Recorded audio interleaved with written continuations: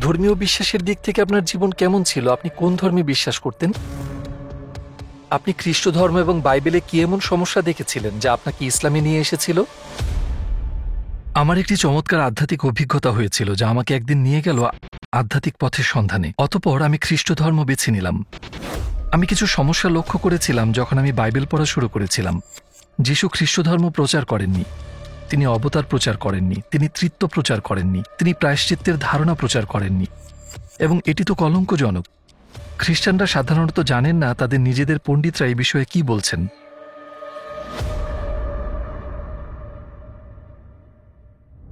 আসসালামু আলাইকুম পল উইলিয়ামস ভাই। আমরা টুয়ার্ডস ইটার্নিটি আপনাকে আমাদের সাথে পেয়ে খুব খুশি হয়েছি। শুরুতেই জানতে চাই পল উইলিয়ামস কে? সংক্ষেপে আপনার জীবন সম্পর্কে বলবেন আমাদের?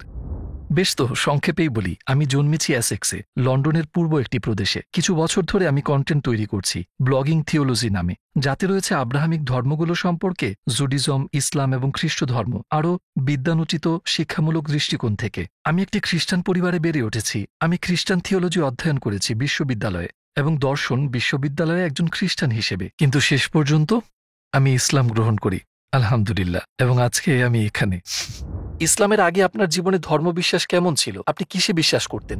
২০ বছর বয়সে আমি একজন পূর্ণজন্ম খ্রিস্টান হয়েছিলাম। প্রাপ্তবয়স্ক হিসেবে আমি কোনো সাধারণ খ্রিস্টান ছিলাম না। আমি আমার বিশ্বাসকে খুব গুরুত্বের সাথে নিতাম এবং একদিন খুব চমৎকার একটি আধ্যাত্মিক অভিজ্ঞতা পেলাম যা আমাকে একটি আধ্যাত্মিক পথ অনুসন্ধানে নিয়ে গেল, এবং আমি খ্রিস্টানিটি বেছে নিলাম কারণ এটি আমার চিরাচরিত ধর্ম ছিল, সাধারণ খ্রিস্টানিটি। তাই আমি খ্রিস্টান হলাম এবং ইভাঞ্জেলিক্যাল নামক একটি গির্জায় যেতাম। আমি সবসময়ই গির্জায় যেতাম এবং বিশ্বাস করতাম যিশুই আল্লাহ। আমি তৃত্ববাদে এবং অবতারে বিশ্বাস করতাম এবং বাইবেল খুব যত্ন সহকারে পড়তাম, এবং এটি বেশ কয়েক বছর ধরেই চলছিল। কিন্তু খ্রিস্টানিটির আগে আপনি একজন নাস্তিক ছিলেন। হ্যাঁ, তাই খ্রিস্টানিটির আগে কিশোর বয়সে আমি একজন নাস্তিক ছিলাম, এবং তারপর আমি ২০ বছর বয়সে মনে পড়ে এক সকালে, রবিবার দিন সকালে আমি সাইকেল চালিয়ে বাসায় ফিরছিলাম লন্ডনের একটি পার্টি থেকে, সারা রাত পার্টি করে, এবং আসার পথে ইসলিংটনে একটি সুন্দর গির্জা দেখলাম। এখান থেকে খুব একটা দূরে নয়, এবং আমি ভাবলাম একটু ভেতরে যাব কারণ আমি বেশ কৌতূহলী ছিলাম, এবং আমি ভেতরে ঢুকলাম, পিছনে বসলাম, এবং হঠাৎ করেই আমি এক আধ্যাত্মিক শক্তি অনুভব করলাম। মনে হচ্ছিল যেন মোহাব্বত আমাকে টানছে, আমাকে খুব কাছে টানছিল, এবং যা আমি চাই না, ইচ্ছে হচ্ছিল যেন বলি না শুক্রিয়া। যদি আমি আর কিছুক্ষণ থাকি তো কেঁদেই ফেলতাম। এটা এতটাই শক্তিশালী ছিল। তাই দ্রুত আমি ওখান থেকে চলে গেলাম। এটা যিশুকে নিয়ে নয়, বরং অন্যরকম এক সুখানুভূতি ছিল যা সত্যি অসাধারণ ছিল। তো আমি পরের সপ্তাহে আবার গেলাম অসাধারণ সেই মোহাব্বতের টানে, কিন্তু এবার কিছুই হয়নি। তবে আমি বুঝতে পারলাম এটা অলৌকিক এক অনুভূতি ছিল যা আমাকে নিয়ে যাচ্ছে অলৌকিক এক বিশ্বাস এবং আধ্যাত্মিক জীবনে। যেহেতু আমি বংশগতভাবেই খ্রিস্টান, তো আমি গির্জায় যাওয়ার সিদ্ধান্ত নিলাম। আমি ইসলাম সম্পর্কে কিছুই জানতাম না তখন। অতঃপর আমি খ্রিস্টান ধর্ম গ্রহণ করলাম। যখন আমি বাইবেল পড়া শুরু করলাম, আমি কিছু সমস্যা লক্ষ্য করেছিলাম। এছাড়া তাতে আর তেমন গুরুত্বপূর্ণ কিছু ছিল না, কিন্তু শেষ পর্যন্ত আমি ইসলামকে আবিষ্কার করি। আল্লাহ তাআলা আমাকে ইসলামের পথ দেখান। খ্রিস্টান হিসেবে আমার যে সমস্যাগুলি ছিল তার সমাধান ইসলামেই পেয়েছি, তাই আমি ধর্ম পরিবর্তন করি। খ্রিস্টান ধর্ম ও বাইবেলে আপনি কোন ধরনের সমস্যা পেয়েছিলেন যা আপনাকে ইসলামের দিকে নিয়ে গেল? আমি এখন যা বলবো তা পণ্ডিতগণ বলেছেন, ইতিহাসবিদ আবিষ্কার করেছেন। আমার মনে হয় যে যিশু খ্রিস্টান ধর্ম প্রচার করেননি, তিনি গির্জা প্রতিষ্ঠা করেননি। উদাহরণস্বরূপ, একটিমাত্র গসপেল ছাড়া কোনো গসপেলেই যিশু গির্জা সম্পর্কে বলেননি। প্রাচীন গসপেলে তো যিশু গির্জা সম্পর্কে কোনো কথাই বলেননি, এবং তিনি খ্রিস্টান ধর্ম প্রচার করেননি। তিনি প্রচার করতেন আল্লাহ, তাওহিদ, অর্থাৎ আল্লাহর একত্ববাদ সম্পর্কে। তিনি মিথ্যাচারের বিরুদ্ধে নিয়ত, সততা, প্রতিবেশীর প্রতি সম্প্রতি এবং আল্লাহর প্রেম প্রচার করতেন। তাই এটি ছিল এক প্রকার পুনর্বিকরণ আন্দোলন। ইহুদি ধর্মের মধ্যে এই আধ্যাত্মিক পুনর্বিকরণ আন্দোলন। তাই যদি আপনি যিশুর ধর্ম বলতে চান, তবে আমরা তাকে ইহুদি ধর্ম বলবো, বা ইসরায়েলিদের বিশ্বাস। বেশিরভাগ ইতিহাসবিদদের মতে তিনি অবতারের প্রচার করেননি, তিনি তৃত্ববাদের প্রচার করেননি, তিনি প্রায়শ্চিত্তের ধারণা প্রচার করেননি। খ্রিস্টান ধর্মের সমস্যা হল যিশুতে আল্লাহর মানবরূপে আবির্ভাবের ধারণাটি। এটি একটি নতুন ধারণা, যিশুর সময়কালে এটি ছিল না। এটি কেবল গসপেল অফ জনে পাওয়া যায়। এটি হল সর্বশেষ লেখা গসপেল। প্রাচীন ম্যাথু, মার্ক এবং লুক গসপেলগুলোতে মার্ক সবচেয়ে প্রাচীন, কোনো অবতার নেই, এবং সবচেয়ে কম ঐতিহাসিক গসপেল হল গসপেল অফ জন। গসপেলের কেবল একটি স্থানে যিশু ঘুরিয়ে ফিরিয়ে বলেন, আমি পৃথিবীর আলো, বা আব্রাহামের আগে আমি ছিলাম, বা আমি পুনরুত্থান ও জীবন, বা আমি পৃথিবীর আলো। এইসব আমি বিবৃতিগুলি কেবল একটিমাত্র গসপেলেই পাওয়া যায়। সর্বশেষ জন গসপেলে। আপনি যদি প্রাচীন গসপেলগুলি দেখেন, যিশু কখনোই এভাবে কথা বলেন না। তিনি আল্লাহর কথা বলেন, তিনি তাওবার কথা বলেন। যিশু আল্লাহ নন, অন্য কেউ। তিনি বার্তা নন, আল্লাহই বার্তা। উনি বার্তা বাহক মাত্র। উনি নিশ্চিতভাবে আল্লাহর নবী, কিন্তু উনি আল্লাহ নন। জন বাইবেলে এটা একটু বেশি কঠিন এবং জটিল হয়ে ওঠে। সেখানে যিশু একটি অলৌকিক চরিত্র হিসেবে ফুটে ওঠে। গসপেলের শুরু হয় এভাবে: শুরুতে একটা ওহী ছিল, ওহী আল্লাহর ছিল এবং ওহী আল্লাহ, এবং ওহী দেহ ধারণ করে আমাদের মধ্যে বসবাস করেন, ইত্যাদি ইত্যাদি। এখন এগুলো ছিল অনেক পরের লেখা, এবং যিশু আসলেই যদি এমন আশ্চর্যজনক কথাবার্তা প্রচার করে থাকেন যেমনটা জনে দাবি করা হয়েছে, তবে তা অন্য কেউ কেন রিপোর্ট করেনি? তো আমাদের প্রাচীন গসপেলগুলোতে, উদাহরণস্বরূপ গসপেল অব লুক, সম্পূর্ণ লুক গসপেলে যিশু কখনোই সেভাবে কথা বলেননি। তিনি নিজেকে কখনোই এত বড় করে বলেননি। তিনি আল্লাহর কথা বলেছেন। তিনি কখনোই নিজেকে আল্লাহ দাবি করেননি। তিনি শুধু একজন পয়গম্বর, এবং কখনোই বলেননি যে আমি পথ, সত্য এবং জীবন। তাই দুঃখজনক বিষয় হল, অন্য গসপেলের চেয়ে জন গসপেলটি খ্রিস্টানদের দ্বারা প্রচারের জন্য বেশি ব্যবহৃত হয়। উদাহরণস্বরূপ আমেরিকান ধর্মপ্রচারক, যাকে আমি কয়েক বছর আগে লন্ডনে দেখেছিলাম, উনি বলতেন যিশু বলেছেন আমি পৃথিবীর আলো, এবং তার পণ্ডিতরা বলবে না, তিনি সম্ভবত তা বলেননি। সেটি ঐতিহাসিক নয়, এবং এটি একটি কলঙ্কজনক ব্যাপার। খ্রিস্টানরা মূলত জানেনই না যে তাদের নিজেদের পণ্ডিতরা এ সম্পর্কে কি বলছেন। এটি চিন্তার বিষয়, কারণ তারা যদি মিথ্যা গল্পগুলি বিশ্বাস করে, তাহলে এখন আপনি তাদের কিভাবে বিশ্বাস করাবেন যে গসপেলেই রয়েছে মিথ্যা গল্প? তাই এটি আপনার ঈমানকে নাড়া দিতে পারে। এবং যদি যিশু তৃত্বের প্রচার না করেন, যদি তিনি মনে করেন না যে তিনি আল্লাহর অবতার পুত্র, তাহলে একজন খ্রিস্টান হিসেবে আমি এটিকে হুমকি মনে করব।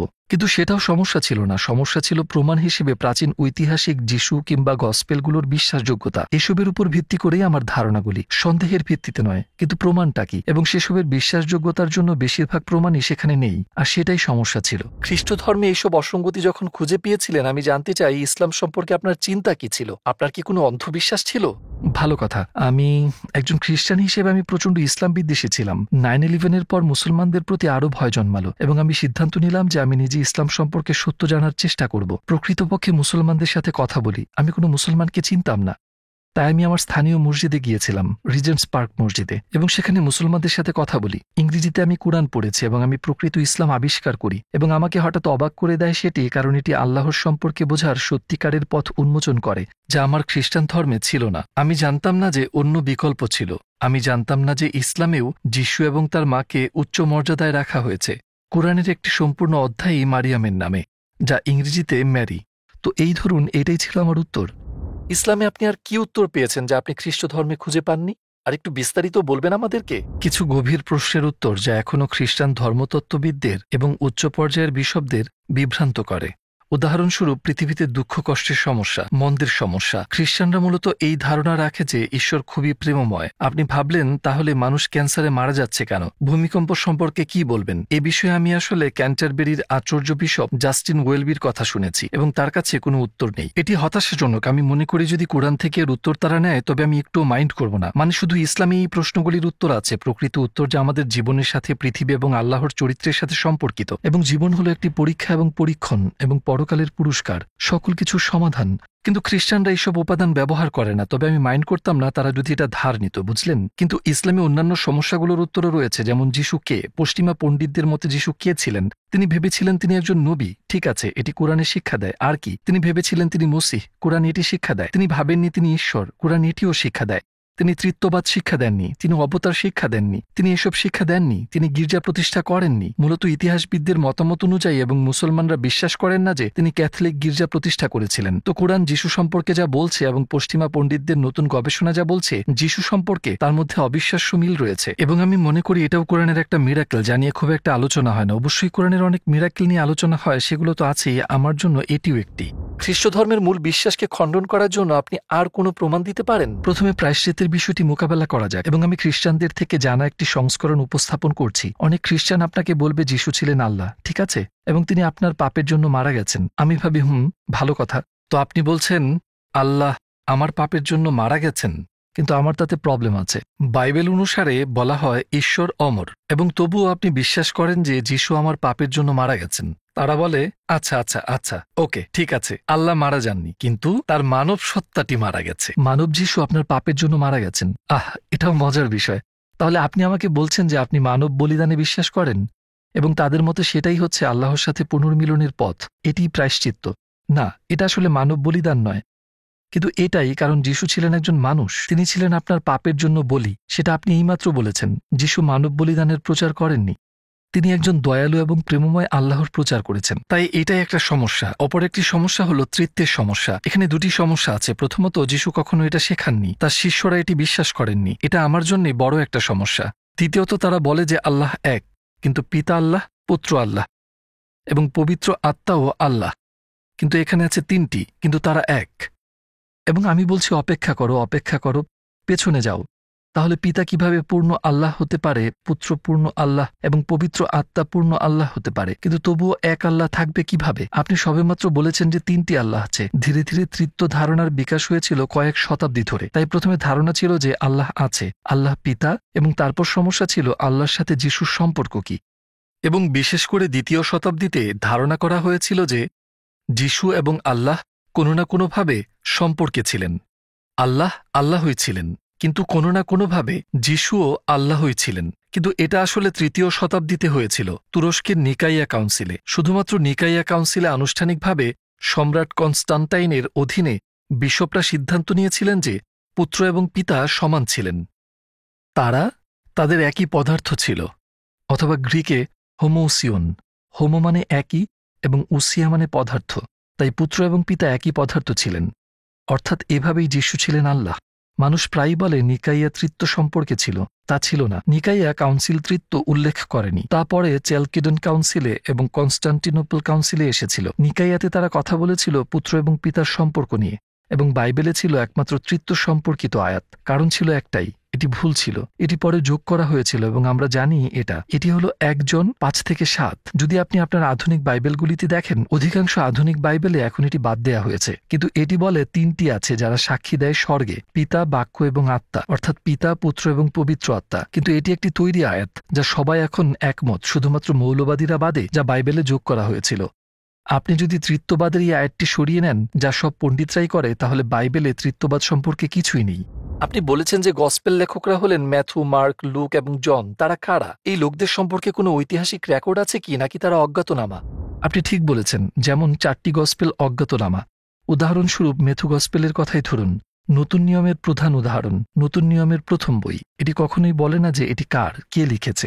আমি যে খ্রিস্টানদের সাথে কথা বলি, তারা আমার সাথে একমত নন এই ব্যাপারে। তাই আমি বলি, ঠিক আছে, আমি অপেক্ষা করব। আমাকে গসপেলের যে কোনো অংশে দেখান যেখানে লেখকের নাম বলা আছে। হ্যাঁ হ্যাঁ হ্যাঁ, আছে, জন গসপেলে বলা আছে। ঠিক আছে, আমি অপেক্ষা করব। এখানে আপনার বাইবেল দেখান কোথায় বলা আছে। তো আমি অপেক্ষা করি। আমি সাধারণত তাদের 2 মিনিট দিই, কারণ আমার জীবনে করার অনেক কিছু আছে, বুঝলেন। এবং আমি সবসময় জানি, কারণ এটা দাবার একটি খেলা। তারা ফিরে এসে বলবে এবং তারা বিষয় পরিবর্তন করে। তারা শুধু বিষয় পরিবর্তন করে কারণ জনের কোথাও লেখকের নামকরণ করা নেই যে এটি লিখেছেন। এটি সেখানে নেই, কিন্তু তারা বিশ্বাস করে যে এটি আছে, কারণ তাদেরকে এমনটাই বলা হয়েছে। এমন ভিত্তিহীন ধর্মগ্রন্থ ও বিশ্বাস ব্যবস্থা থাকা সত্ত্বেও কেন এত মানুষ এখনও খ্রিস্ট ধর্ম অনুসরণ করে চলেছেন?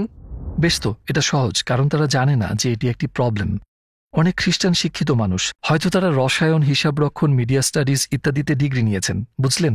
তারা মোটেও বোকা নয়, মোটেও নয়। কিন্তু গির্জাগুলি যেভাবে তাদেরকে বিশ্বাস শেখায়, তারা তাদের নিজেদের শাস্ত্রের উন্নত বোঝাপড়া শেখায় না তাদেরকে।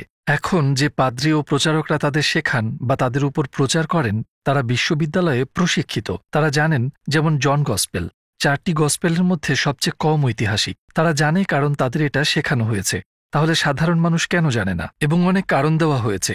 বার্ট এরম্যান, আমেরিকান একাডেমিক, এই বিষয়ে আলোচনা করেছেন। কিছু পুরোহিত তাদের চাকরি হারাতে চান না, তারা তাদের বিশ্বাসীদের শেখাতে চান না আপনার বাইবেল দ্বারা আপনি যা ভাবছেন এটা তেমনটা নয়। অথচ তারা তাদের খ্রিস্টান মানুষদের বিরক্ত করতে চান না, তারা তাদের বিরক্ত করতে চান না। অথবা হয়তো তারা কিভাবে এটা জানাবে তা জানেন না, অথবা তারা শুধু পালিয়ে বেড়াচ্ছেন, কিংবা যে কোনো কারণে তারা এটা করছেন না, মূলত একেবারেই না। তাই আমার মতে এটা খ্রিস্ট ধর্মের একটা কেলেঙ্কারি। অথবা হয়তো তারা জানে এবং তারা এই ধরনের, যেমন আমি দীর্ঘ সময় একজন খ্রিস্টান হিসেবে ছিলাম, এই ধরনের আপনি বিশ্বাস করেন কিন্তু আপনার বড্ড সন্দেহ আছে এবং আপনি শুধু চলতে থাকেন, যাই হোক, কারণ আর কি করার আছে। যদি খ্রিস্ট ধর্ম সত্য না হয়, তাহলে কেন কিছু খ্রিস্টান শান্তি পায় যখন তারা তাদের বিশ্বাস নিয়ে আরো গভীরে যায়? খ্রিস্ট ধর্ম প্রধানত সত্য। আমি কি বোঝাতে পারছি, কি বোঝাতে চাচ্ছি? আমি বোঝাতে চাচ্ছি খ্রিস্টানরা এক আল্লাহতে বিশ্বাস করে। আমি জানি আমরা তৃত্ব সম্পর্কে কথা বলছি, কিন্তু তারা ভাবে তারা এক আল্লাহতে বিশ্বাস করে। তারা বিশ্বাস করে ফেরেশতা ও বিচার দিনে, আল্লাহ আকাশ ও পৃথিবীর সৃষ্টিকর্তা, আল্লাহ মুসা এবং সমস্ত নবীদের পাঠিয়েছেন, ইত্যাদি ইত্যাদি। এটা হলো যেন একটি হিমবাহ, বুঝলেন। বুঝলেন, জলরেখার নিচে একটি বিশাল বিষয় আছে যা তারা বিশ্বাস করে, যা আমরা মুসলমানরাও বিশ্বাস করি। এটা শুধুমাত্র উপরের অংশ, আমি বোঝাচ্ছি এটা ছোট অংশ নয়, এটা গুরুত্বপূর্ণ অংশ। তৃত্ব, অবতার এবং প্রায়শ্চিত্ত সম্পর্কে যা আমরা একমত নই। তাই খ্রিস্ট ধর্ম মূলত সম্পূর্ণ মিথ্যা নয়, তো এটা তার চেয়েও বেশি জটিল। আমি মনে করি অনেক খ্রিস্টান যখন আল্লাহর কাছে প্রার্থনা করে তারা কেবল পিতার কাছেই প্রার্থনা করে। অনেক খ্রিস্টানকে বলতে শুনেছি তারা যিশু সম্পর্কে নিশ্চিত নয়। তারা আনুষ্ঠানিকভাবে বিশ্বাস করতে পারে যে তিনি আল্লাহ, কিন্তু ব্যবহারিকভাবে তারা পিতার কাছেই প্রার্থনা করে। তাই তারা কার্যত ইউনিটারিয়ান, যার মানে তারা যিশুর পরিবর্তে ঈশ্বরের একত্বে বিশ্বাস করে। তারা প্রায়ই এমন আচরণ করে যেন তারা অনুশীলনে ইসলামের সাথে বেশি মিলে যায়। আমি মনে করি তাই তাদের অনেকেই শান্তি পায়, কারণ সত্যিই শান্তি আছে। আমি মানি, যেমন আমি করি, আল্লাহ দয়ালু এবং সত্যিই তিনি মানুষকে পথ দেখাতে চান অন্যান্য ধর্মের থেকে সত্যের দিকে, এমনকি সেই বিশ্বাসের মধ্যেও, যেমন শিরক, বহু দেবতাবাদ থেকে দূরে। আমি এটা বিশ্বাস করি কারণ আমি মনে করি আল্লাহ মানুষের বিষয়ে ভাবেন। কোরআনে আমরা জানি যে যিশু আলাইহিসসালাম শেষ নবী সাল্লাল্লাহু আলাইহি ওয়াসাল্লামের আগমনের সুসংবাদ দিয়েছিলেন। বাইবেল পড়ার সময় আপনি কি কখনো এরকম কোনো তথ্য দেখেছেন? হ্যাঁ, প্রাচীন গসপেলগুলোতে পাই। জনে না, সবচেয়ে কম ঐতিহাসিক প্রাচীন গসপেলগুলোতে আপনি যিশুকে বলতে দেখবেন যে মানুষের পুত্র আসবেন, তার কথা, নিজের নয়। তিনি তৃতীয় ব্যক্তিতে কথা বলছেন, অন্য কেউ আছে। এখন খ্রিস্টানরা প্রায়ই বলে, ওহ, যিশু সেখানে নিজের কথা বলেছেন, কিন্তু এটা কিছুটা বিকৃত। যিশু নিজের কথা বলেন, তারপর তিনি তৃতীয় ব্যক্তিতে পরিবর্তন করে বলেন যে একজন মানুষের পুত্র যে আসবেন তার কথা। বার্টের মানের মতো লোকেরা এবং অন্যান্যরা, আমেরিকার নতুন নিয়মের পণ্ডিতরা বলছেন যিশু অন্য কাউকে নিয়ে কথা বলছেন যে আসতে চলেছেন। নতুন নিয়মের গ্রিক ভাষায় মুহাম্মদ শব্দটি একেবারেই উল্লেখিত নয়, এবং এই গসপেলগুলো বিকৃত ও পরিবর্তিত হওয়া সত্ত্বেও আমরা কিন্তু এখনও শক্তিশালী ইঙ্গিত দেখতে পাই যে যিশু অন্য কাউকে নিয়ে কথা বলেছিলেন, এবং সেটি ঐতিহাসিক। এবং জনের অধ্যায় 14 এবং তার পরেও আমরা দেখি যিশু ছাড়াও অন্য কাউকে নিয়েও কথা বলা হচ্ছে যে আসতে চলেছে। তাই চিহ্নগুলি সেখানে আছে, এমনকি আমাদের কাছে যে গসপেলগুলো আছে তাতেও। ইসলাম শতভাগ সত্য তা আপনাকে বিশ্বাস করতে উদ্বুদ্ধ করার মূলে কি ছিল? আমি যে জিনিস আবিষ্কার করেছি যা আমাকে অপ্রত্যাশিতভাবে সম্পূর্ণরূপে মুগ্ধ করেছে তা হল হযরত মুহাম্মদ সাল্লাল্লাহু আলাইহি ওয়াসাল্লামের জীবন এবং শিক্ষা। জানেন, যখন আমরা টেলিভিশন ও পশ্চিমা সাহিত্যে মহান ঐতিহাসিক ব্যক্তিদের সম্পর্কে কথা বলি, বুঝলেন, তারা প্লেটো থেকে শুরু করে সিজার, জুলিয়াস সিজার এবং আলেকজান্ডার দ্য গ্রেট সম্পর্কে কথা বলেন। এরপর তারা নেপোলিয়ন বোনাপোর্টে লাফ দেন। তারা কখনো নবীজির কথা উল্লেখ করে না, তারা কখনোই উল্লেখ করে না, এবং আমি ভাবছি এটা অসাধারণ। তিনি একই অঞ্চল থেকে আসেন যেখান থেকে যিশু এসেছিলেন, যেখান থেকে মুসা এসেছিলেন, এবং তাকে উপেক্ষা করা হয়। এবং যদি আপনি তার সিরা, তার জীবনী, যা ভালোভাবে প্রমাণিত, এটি মিথ্যা নয়, আমরা জানি তার অস্তিত্ব সত্যিই ছিল। সবচেয়ে অসাধারণ মানব জীবন। এই মানুষের শিক্ষাটি আমি গসপেলে যা পড়েছি তার সাথে খুব পরিচিত মনে হয়েছে। যেমন লুকে বা ম্যাথিউতে গসপেলে অনেক সত্য বিষয় আছে, এবং আমি মনে করি এখনও আছে। তাই যখন আমি মুহাম্মদ সাল্লাল্লাহু আলাইহি ওয়াসাল্লামের শিক্ষাটি দেখলাম, আমি একটি প্রামাণিক আধ্যাত্মিক শিক্ষকের চিহ্নগুলি চিনতে পেরেছিলাম, এবং সেটি ছিল আমার ইসলাম গ্রহণের কারণ। কারণ আমি যিশু এবং মুহাম্মদ সাল্লাল্লাহু আলাইহি ওয়াসাল্লামের মধ্যে একটা সংযোগ দেখেছি। যদি যিশু একজন নবী হয়ে থাকেন তবে মুহাম্মদও ছিলেন। যদি মুসা একজন নবী হয়ে থাকেন, নিশ্চিতভাবেই মুহাম্মদও নবী ছিলেন, কারণ তারা একই, তারা পরিবর্তনযোগ্য, তারা উভয়ই জাতির প্রধান, তারা ছিলেন সেনাপতি, তারা দুজনেই ছিলেন আইন প্রণেতা, ছিলেন আধ্যাত্মিক গাইড, তারা ছিলেন পিতা। পার্থক্য হল মুসাকে ইসরায়েলের জন্য পাঠিয়েছিলেন এবং মুহাম্মদ সাল্লাল্লাহু আলাইহি ওয়াসাল্লামকে পাঠিয়েছিলেন সমগ্র মানব জাতির জন্য। আমাদের নবী সম্পর্কে কোন বিষয়টি আপনাকে সবচেয়ে বেশি মুগ্ধ করেছে? অনেক কিছুর মধ্যে একটি দিনের ঘটনা যা আমাকে সত্যিই মুগ্ধ করেছে, সেটি হলো যেদিন তিনি এবং তার সাথীরা এবং উম্মাহ মক্কায় প্রবেশ করেন, যখন তারা অবশেষে মক্কা ফিরে পেয়েছিলেন এবং তারা মক্কা জয় করেছিলেন, এবং তিনি তার শত্রুদের সাথে যেভাবে আচরণ করেছিলেন। পশ্চিমা অনেক মানুষ ইসলাম সম্পর্কে খুব নেতিবাচক মন্তব্য করেন। তারা সব, আমি নিশ্চিত মুহাম্মদ তার শত্রুদের হত্যা করেছিলেন বা কিছু একটা। জোসেফ যখন মিশরের দ্বিতীয় সর্বাধিক শক্তিশালী মানুষ ছিলেন, এবং তার ভাইয়েরা যারা তার সাথে বিশ্বাসঘাতকতা করেছিলেন এবং তাকে দাসত্বে বিক্রি করে দিয়েছিলেন এবং মৃত বলে ছেড়ে দিয়েছিলেন, তিনি এই নীচ মানুষদের সাথে কিভাবে আচরণ করেছিলেন, ক্ষমা করে দিয়েছিলেন, তিনি তাদের দয়া দেখিয়েছিলেন। এবং এটা ছিল সেই উদাহরণ যা হযরত মুহাম্মদ সাল্লাল্লাহু আলাইহি ওয়াসাল্লাম স্পষ্টতই প্রতীয়মান হয় যখন তিনি মক্কা জয় করেছিলেন। মূর্তি পূজারীদের চেয়ে বেশি ক্ষমতাবান, সর্বোচ্চ ক্ষমতার অধিকারী হওয়া সত্ত্বেও তিনি তাদেরকে ধ্বংস করতে পারতেন, কিন্তু তিনি তা করেননি। তিনি তাদের দয়া দেখিয়েছিলেন, এটা যা হযরত মুহাম্মদের উত্তম চরিত্রের একটি উজ্জ্বল দৃষ্টান্ত। এবং আমি শুধু চাই পশ্চিমা দুনিয়া এটা সম্পর্কে জানুক। মুসলিম বিশ্ব এটা সম্পর্কে জানে, কিন্তু পশ্চিমা দুনিয়া জানে না। তারা সত্যিই হতভাগা যে তারা এটা জানে না।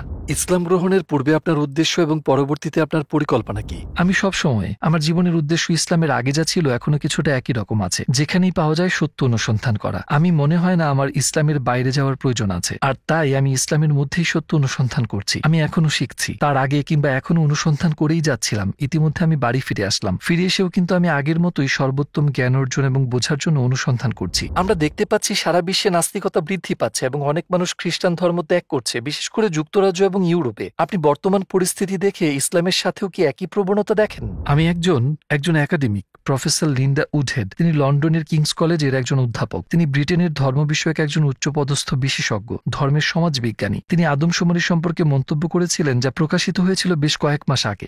ব্রিটেনে ধর্ম হ্রাস পাচ্ছে এবং এটি বেশ কয়েক দশক ধরে অনেক তীব্রভাবে হ্রাস পাচ্ছে। এই হ্রাস প্রবণতা আগামীতেও অব্যাহত থাকবে এবং প্রচেষ্টা চলছে এই হ্রাস অব্যাহত রাখা। কিন্তু যে ধর্মটি ব্রিটেনে হ্রাস পাচ্ছে না তা হল ইসলাম। আমি কয়েকদিন আগে বার্মিংহামে গিয়েছিলাম।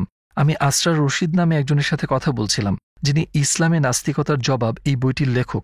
সত্যিই যা আমি সুপারিশ করি তা হল বার্মিংহাম হল সম্ভবত ব্রিটেনের দ্বিতীয় শহর। তিনি আমাকে বলছিলেন বার্মিংহামে প্রায় 40% লোক এখন মুসলিম। এটি অনেক বড় একটি অংশ।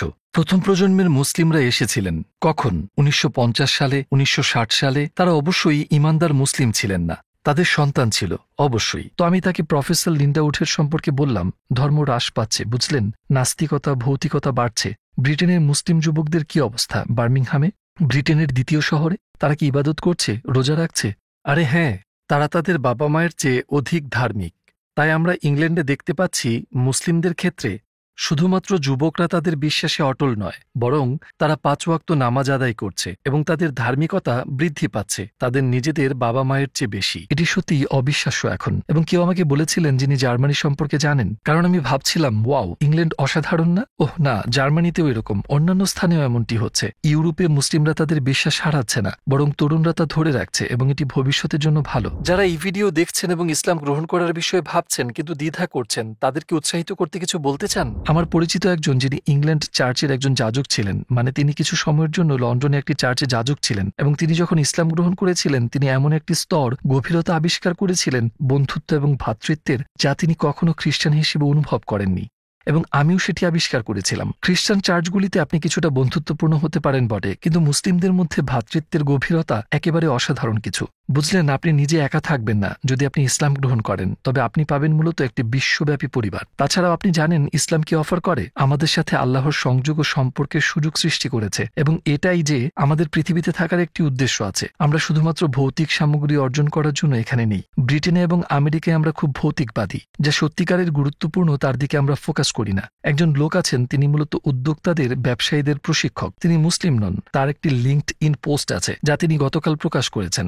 তিনি বলেন যে নিজেকে স্বাস্থ্যবান করা আধুনিক জীবনের বিরুদ্ধে একটি লড়াই, এবং তিনি যা বোঝাতে চান তার মতে পশ্চিমা বিশ্বের আধুনিক জীবন অবদান রেখেছে স্থূলতা এবং মানসিক অসুস্থতায় আশ্চর্যজনক হারে। আমরা যেভাবে এখন বাস করছি, প্রধানত পশ্চিমে, এসব কিন্তু ছড়িয়ে দেয়া হচ্ছে, আসলে আমাদের কাছে নিয়ে আসছে মারাত্মক রোগ, যেমন স্থূলতা। আমি গত বছর বাহরাইনে ছিলাম। এটি সেই দেশের মৃত্যুর প্রধান কারণ, স্থূলতা। তারা এখন এই ভোগবাদী সংস্কৃতি উপভোগ করছে যা আমেরিকা এবং ব্রিটেন থেকে আসে।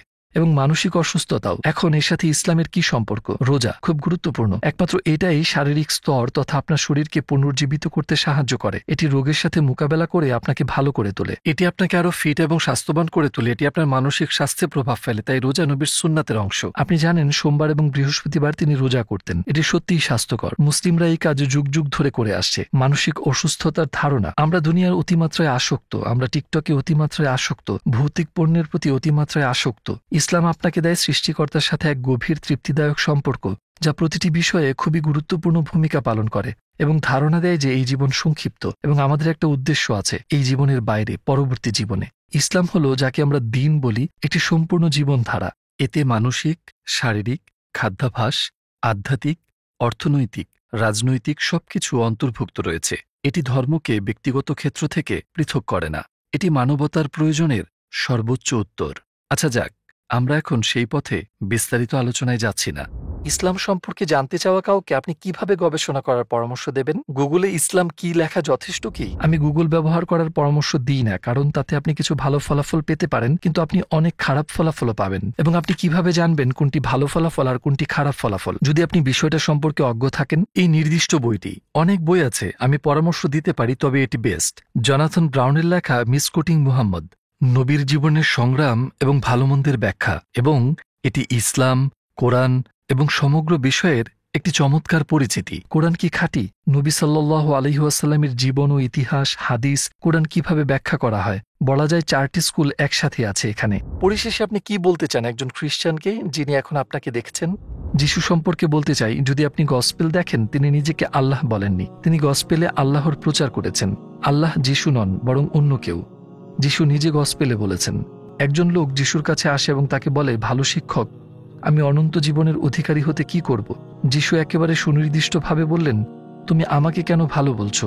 ঈশ্বর ছাড়া কেউ ভালো নয়। এটি প্রাচীনতম গসপেলে আছে। যিশু নিজেকে আল্লাহ বলেননি, তিনি আল্লাহর সম্পর্কে স্পষ্ট উল্লেখ করেছেন। ইসলাম এই বিষয়ে যিশুর সাথে একমত। অতএব মূল যিশুর কাছেই ফিরে আসুন। আপনি তাকে ইসলামেই খুঁজে পাবেন। আপনি যা খ্রিস্ট ধর্ম বলে মনে করেন, তাতে পাবেন না তাকে।